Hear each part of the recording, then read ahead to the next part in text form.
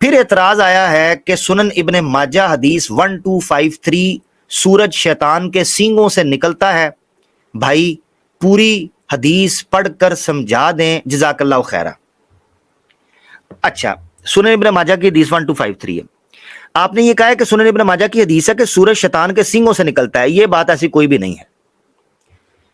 جو حدیث کے الفاظ ہیں پہلے وہ سن لیں, اس کے بعد ہم پہلے اس کی روایت پر بحث کریں گے, پھر اس کی درایت پر بحث کریں گے کیا ہے وہ روایتاً حدیث ٹھیک ہے کہ نہیں صحیح.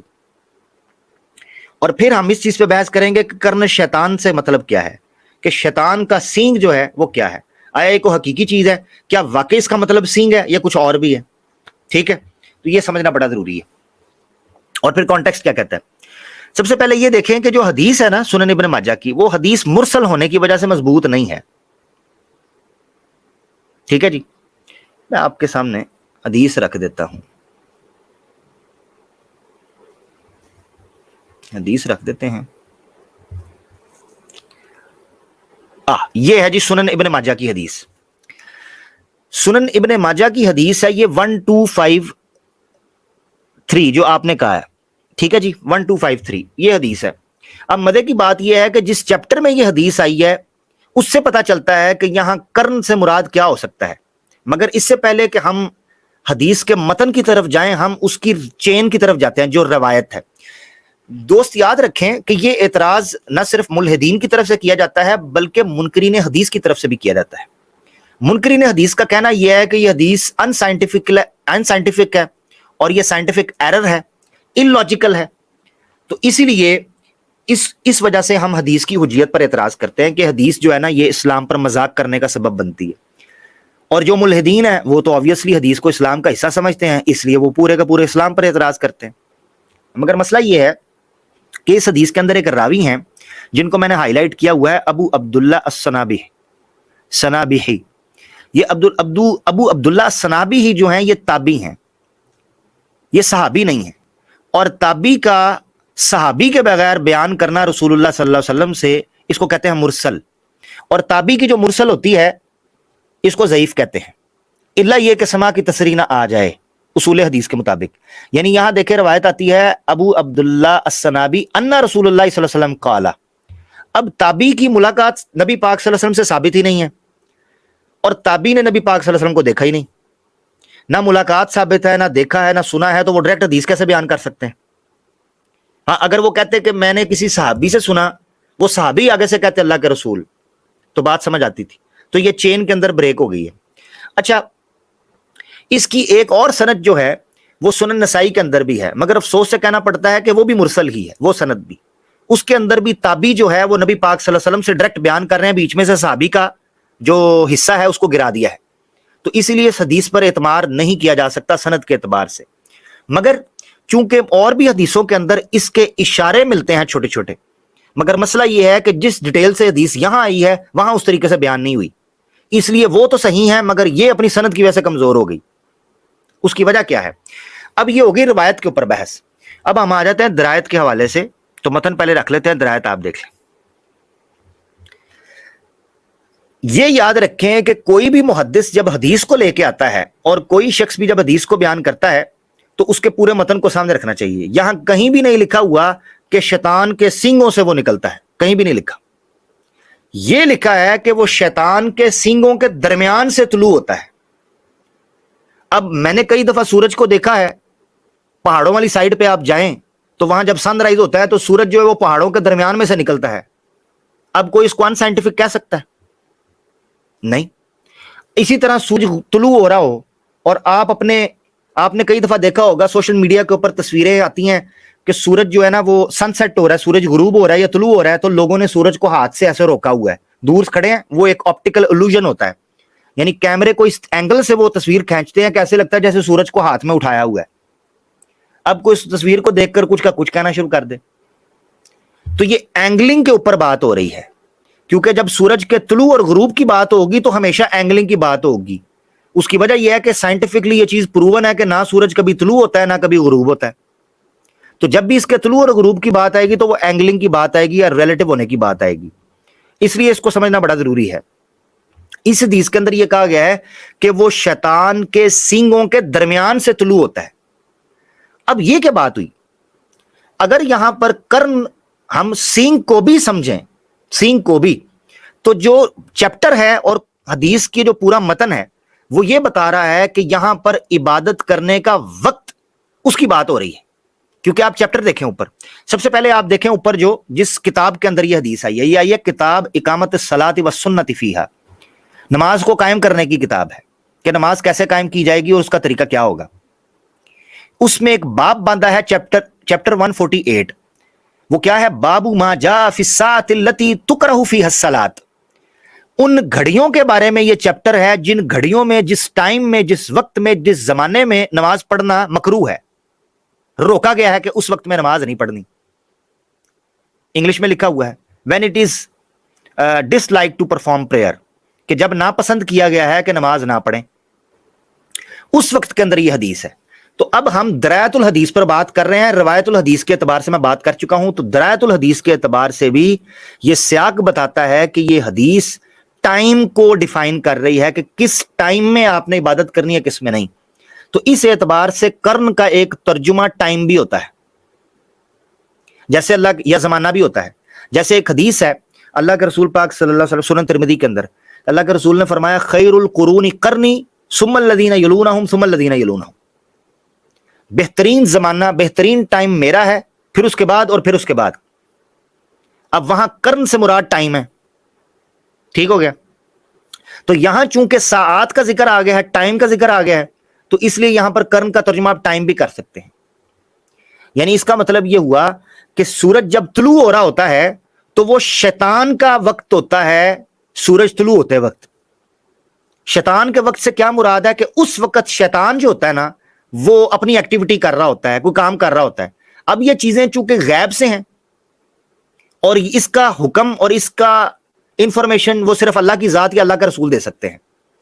अब मुल्हिद चूंकि अल्लाह को नहीं मानता तो वो शैतान को भी नहीं मानता, जब वो शैतान को भी नहीं मानता तो वो उसकी एक्टिविटी को भी नहीं मानता, इसलिए उस पर बहस इससे करना जरूरी नहीं। मगर उसको फिलहाल समझाने के लिए हम ये कह सकते हैं कि चूंकि हमारे नजदीक, दीन के नजदीक या स्पिरिचुअलिज्म के नजदीक, रूहानियत के नजदीक एक ऐसी दुनिया भी बसती है जिस दुनिया को नेकेड आई से नहीं देखा जा सकता, या इवन आपकी 5 सेंसेस से उसको एडजस्ट नहीं किया जा सकता, सेंस नहीं किया जा सकता।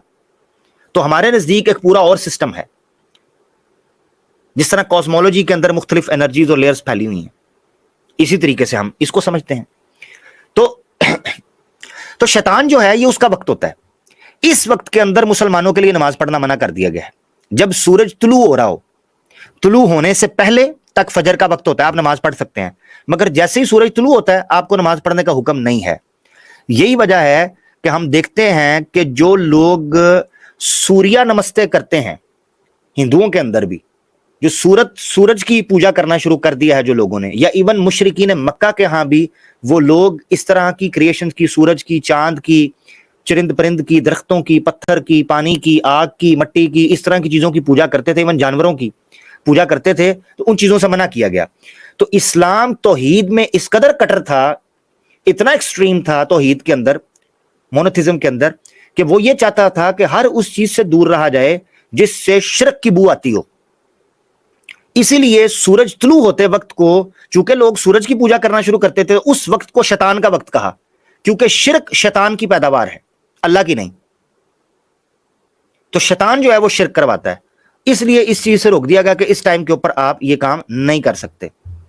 अच्छा, तो ये समझना भी बड़ा जरूरी था। मैं लिंक जो है कमेंट के अंदर मैंने दिया हुआ है, किसी को किसी बात से इख्तलाफ हो वो लाइव आकर बात कर सकता है। मैंने लिंक जो है कमेंट में दिया हुआ है, इसीलिए मैंने उसको पिन किया है कि अगर किसी को मेरी किसी बात से इख्तलाफ हो तो वो लिंक को क्लिक करे और लाइव आ जाए, उसके साथ हम बात कर लेंगे। जिस चीज से उसको इख्तलाफ होगा हम कोशिश करेंगे कि उससे कुछ सीख लें या उसको कुछ सिखा दें। ठीक हो गया? तो कमेंट्स के ऊपर तो मैं फिर क्या कह सकता हूं। अच्छा, ये चीज थी, तो उसको आप कॉन्टेक्स्ट के अंदर समझेंगे तो आपको मसला समझ आ जाएगा कि इबादत के वक्त की बात हो रही है और उसको तशबीह दी गई है कि गोया ये शैतान जो है ना, उस वक्त शैतान पूजा कर रहा होता है या वो शैतान का वक्त होता है, तो इसलिए उससे बचना चाहिए। अच्छा, ये हदीस आपके सामने इस वक्त जो नजर आ रही है, इसको अगर आप देखें तो इसमें ये बुखारी शरीफ की हदीस है और ये मुस्लिम में भी आई है, किताबुल इस्तिस्का चैप्टर के अंदर, बाबू माकीला फि ज़िलज़ाली वल आयात, यानी क़यामत के बारे में, जलजलों के बारे में ये निशानियां यहां बयान की गई हैं। उसमें एक जगह पर शैतान के सींग का जिक्र किया गया है। और पता है कौन सी हदीस है ये, जिसमें नबी पाक सल्लल्लाहु अलैहि वसल्लम ने कहा है कि आखिरी जमाने के अंदर शाम में, यमन में और मुख्तलिफ जगहों के अंदर जब फितने आएंगे तो उस वक्त अमन की दुआ की अल्लाह के रसूल ने। अल्लाह के रसूल ने कहा है हमारे शाम में बरकत दे, हमारे यमन के अंदर बरकत दे। तो लोगों ने कहा हमारे नजद, अब नजद का इलाका जो है ये इराक का कुछ हिस्सा है और उसके साथ जुड़ते हुए सऊदीया का कुछ हिस्सा है जो रियाद के साथ जुड़ता है, कैपिटल जो सऊदीया का रियाद। तो नजद का ये एरिया था। दो नजद बेसिकली नजदैन माने जाते हैं अरब के अंदर, कुछ इराक का हिस्से में है और कुछ सऊदीया के हिस्से में है। तो बाज लोग कहते हैं कि ये इससे मुराद मोहम्मद बिन अब्दुल वहाब है, क्योंकि वो भी नजदी था, उसने ये फितना उठाया, ठीक है, वहाबियों का और ये वो। और कुछ कहते हैं नहीं इराक है, क्योंकि इराक के अंदर से जो सारे फितने उठ रहे हैं, दाइश वगैरह और ये ISS वगैरह, ये सारे इस तरह के इश्यूज जो फितने हैं मुसलमानों को कत्लेआम करने के हवाले से और इस्लाम को बदनाम करने के हवाले से, वो इराक वगैरह से निकल रहे हैं। ब्लैक वाटर वगैरह भी ऑब्वियसली इराक के अंदर ही सबसे पहले उतरी थी 2003 के अंदर। तो इराक भी कुछ लोग उससे भी तशबीह देते हैं, जो लोग इंटरनेशनल अफेयर्स या करंट अफेयर्स को रिलेट करते हैं इस्लामिक एस्केटोलॉजी के साथ, इल्म आखिरुज़ ज़मान जिसे कहते हैं, क़यामत की निशानियों के हवाले से, फितनों के दौर के हवाले से, वो इस चीज़ को डिस्कस करते हैं। एनीवेज, हम यहाँ पर जिस वजह से आए हैं ना, वो इस्लामिक एस्केटोलॉजी नहीं है, वो वर्ड है कर्न शैतान। यहां पर भी ये वर्ड इस्तेमाल हुआ है कि जब उन लोगों ने कहा कि नजद के बारे में दुआ करें, तो अल्लाह के रसूल ने कहा वहां तो जलजले आएंगे, वहां फितने आएंगे और वहीं से शैतान का सींग तुलू होगा।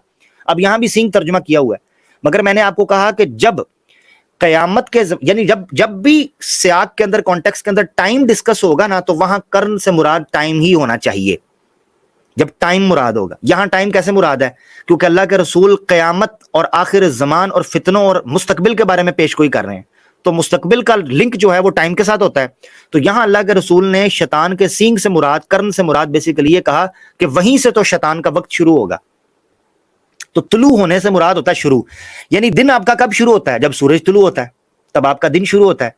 तो तुलू और शुरू होना ये दोनों आपस में मिक्स हो गए और इंटरचेंजेबल हो सकते हैं, क्योंकि किसी चीज का तुलू होना यानी आप ये कहते हैं ना कि राइज ऑफ अंपायर, किसी चीज का राइज ऑफ द जनाब क्रिश्चियंस और राइज ऑफ द यूरोप और राइज ऑफ द इस्लाम और राइज ऑफ द नेशन।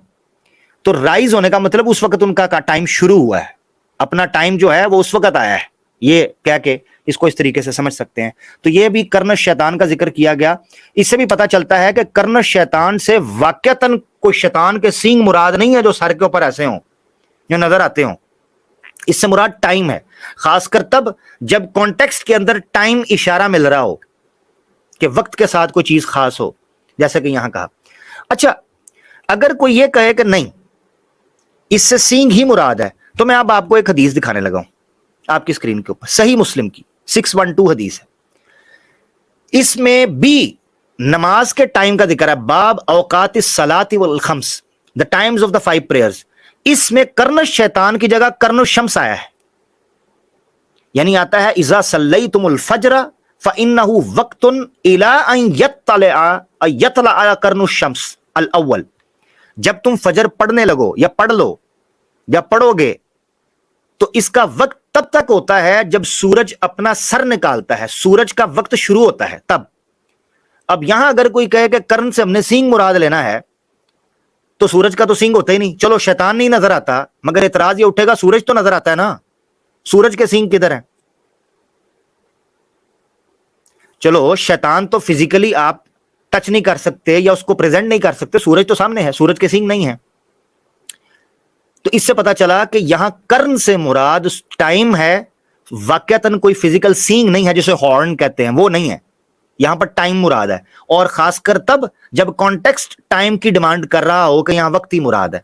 तो इसलिए سورج جو شیطان کے سینگوں سے طلوع ہونے کی بات ہے، اس سینگ مراد نہیں ہے، وہ یہ مراد ہے کہ جب سورج طلوع ہوتا ہے تو اس وقت شیطان جو ہے وہ شرک کے لیے لوگوں کو اپیل کرتا ہے، تو وہ وقت شرک کا ہوتا ہے، یعنی شیطان کا وقت ہوتا ہے، اس لیے اس وقت آپ نے عبادت نہیں کرنی۔ یہ پوری حدیث ہے۔